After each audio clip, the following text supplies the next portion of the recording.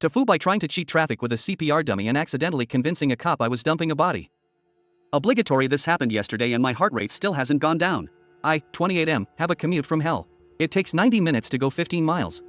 The only thing moving is the HOV, high occupancy vehicle, lane which requires 2 or more people.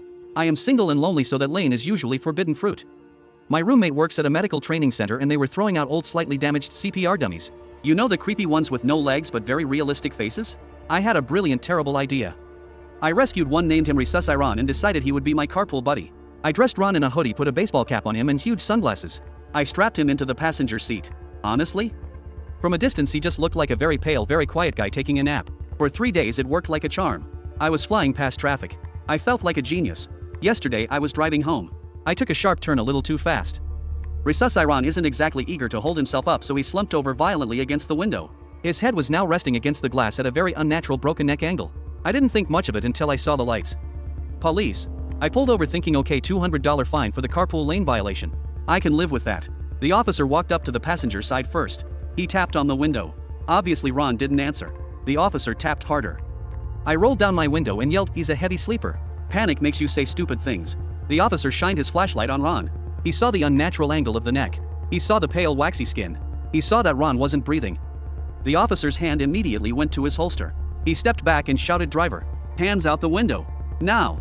I realized exactly what this looked like. I am a nervous guy in a beat-up sedan driving with what looks like a fresh corpse slumped against the window. It's a dummy. I screamed, hands shaking in the air. "It's medical equipment. Exit the vehicle," he yelled. I got out. By now a second cop car had pulled up. They treated it like a felony stop. They made me walk backwards towards them. I was sweating bullets. The first officer finally opened the passenger door to check on the victim. When he undid the seatbelt, Ron's torso, having no legs, slid out of the car and hit the pavement with a hollow plastic thud, and his head popped off and rolled toward the officer's boots. There was a silence that lasted for 10 years. Leave a like.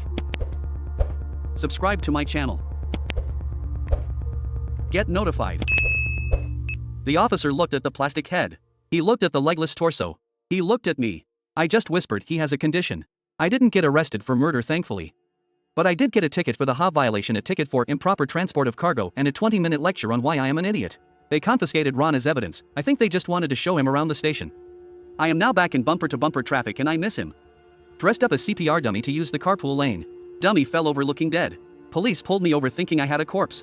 Dummy fell apart when they opened the door. Nearly got arrested for murder.